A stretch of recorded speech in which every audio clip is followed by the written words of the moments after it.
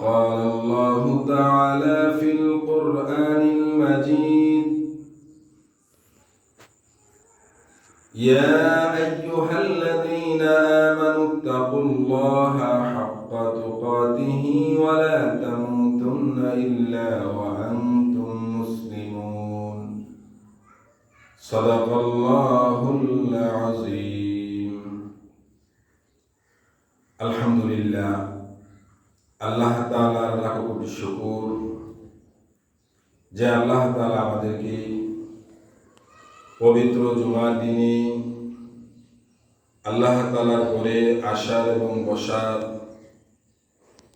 কোরআন হাদিসের কিছু আলোচনা করার এবং শোনার তৌফিক দান করেছেন।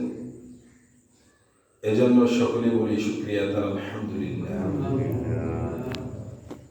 ডিসেম্বর মাস, বছরের শেষ মাস, 2024 সাল আমাদের থেকে বিদায় নিতেছে। ডিসেম্বর মাস আমাদের এই দেশ বিজয় হয়েছে, স্বাধীন হয়েছে। 16 ডিসেম্বর সামনে আসতেছে। দেশপ্রেম, দেশের প্রতি মায়া করা, মহব্বত করা, দেশকে ভালোবাসা, এটা ইসলামে সমর্থন করে।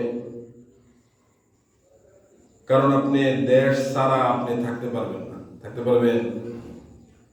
স্বাধীনতা এমন এক জিনিস, এমন এক নিয়ামত আল্লাহ তাআলার পক্ষ থেকে।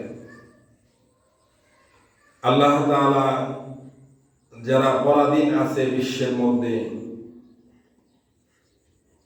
আমাদের পার্শ্ববর্তী দেশ মায়ানমারের মুসলমানরা তারা পরাধীনের মধ্যে আছে। আমাদের পার্শ্ববর্তী দেশ ভারত, এই ভারতে মুসলমানরা অনেকভাবে নির্যাতিত আছে, কাশ্মীরের মুসলমানরা বিশেষ করে। আরো দূরে গেলে ফিলিস্তিন, বাইতুল মুকাদ্দাস যে এলাকা, প্রায় 71 বছর ধরে ইসরায়েল তারা এখানে হামলা করতেছে, স্বাধীনতা তারা পায় নাই। আল্লাহ তাআলা আমাদেরকে সমস্ত মানুষের চেষ্টা সাধনায় আল্লাহ তাআলা আমাদেরকে একটা স্বাধীন রাষ্ট্র দান করছেন। এই জন্য আমাদের এটা নিয়ামত, এই নিয়ামতের শুকরিয়া আদায় করা দরকার। আপনি যদি একটা দেশ না থাকে, একটা আইডি না থাকে, আপনার দেশের যদি আপনি নাগরিক না হন, তে আপনি পরাধীন না, ভাড়াটিয়া জীবন। সকল নবী তাদের দেশকে ভালোবাসতেন। বাবা আদম আলাইহিস সালাম থেকে নিয়ে একবারে আমাদের নবী পর্যন্ত, আদম আলাইহিস সালাম এক নবী এক দেশকে ভালোবাসতেন। আদম আলাইহিস সালাম ভালোবাসতেন মক্কাকে, ইব্রাহিম আলাইহিস সালাম ভালোবাসতেন মক্কাকে, আমাদের নবীজিও ভালোবাসতেন মক্কাকে। সুবহানাল্লাহ, দেখেন মিলটা দেখেন। আদম একবারে সকলের পিতা, উনি মক্কাকে ভালোবাসেন। ইব্রাহিম আলাইহিস সালাম জাতির পিতা, উনি মক্কাকে ভালোবাসেন। আমাদের নবীজি সমস্ত মানুষের, কিয়ামত পর্যন্ত সমস্ত মানুষের নবী যারা মুসলমান হবে, উনিও মক্কাকে ভালোবাসেন। সুবহানাল্লাহ। নবীজিকে যখন মক্কা থেকে কাফেররা বাইর করে দিলেন, নবী চলে যাইতেছে আর বলতেছে, মা আতিয়াবাকি মিন বালাদিন, হে মক্কা, দেশ হিসাবে, শহর হিসাবে তুমি কতই না উত্তম। ও আহাব্বাকি, আমি তোমাকে পছন্দ করি। সুবহানাল্লাহ। ওয়ালাউলা আনতা কওমি আখরাজুনি মিনকি, যদি আমার জাতি তোমার থেকে আমাকে বিতাড়িত না করত, মা সাকান্তু গায়রাকি, তাহলে আমি মক্কা ছেড়ে অন্য কোথায় বসবাস করতাম না। সুবহানাল্লাহ। ইব্রাহিম দোয়া করছেন মক্কার জন্য, আল্লাহ এই মক্কাতে যারা বসবাস করবে, ইমানদার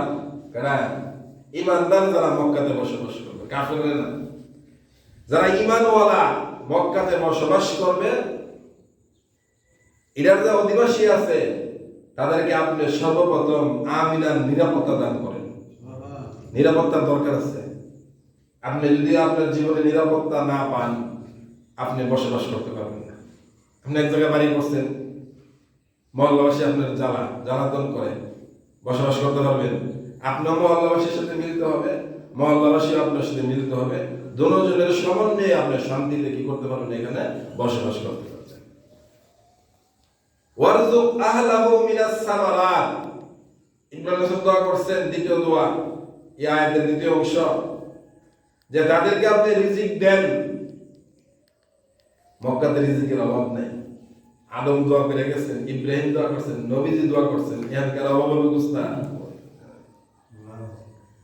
ইব্রাহিম রাসূল শর্ত করছিল, মান আমানা বিল্লাহি ওয়াল ইয়াউমিল আখির। কাদেরকে দিবেন? যারা আপনার প্রতি ঈমান আনে এবং আখিরাতের প্রতি ঈমান আনে, তাদেরকে আপনি রিজিক দিবেন, নিরাপত্তা দিবেন। আল্লাহ কোন না, তোমার কথা ক্যান্সেল। আল্লাহ আয়াতের পরের অংশ বলতেছেন যে ওমান কাফারা, যারা কুফরি করবে, আলিলান, আমি তাদেরকে সামান্য পরিমাণ রিজিক দিব।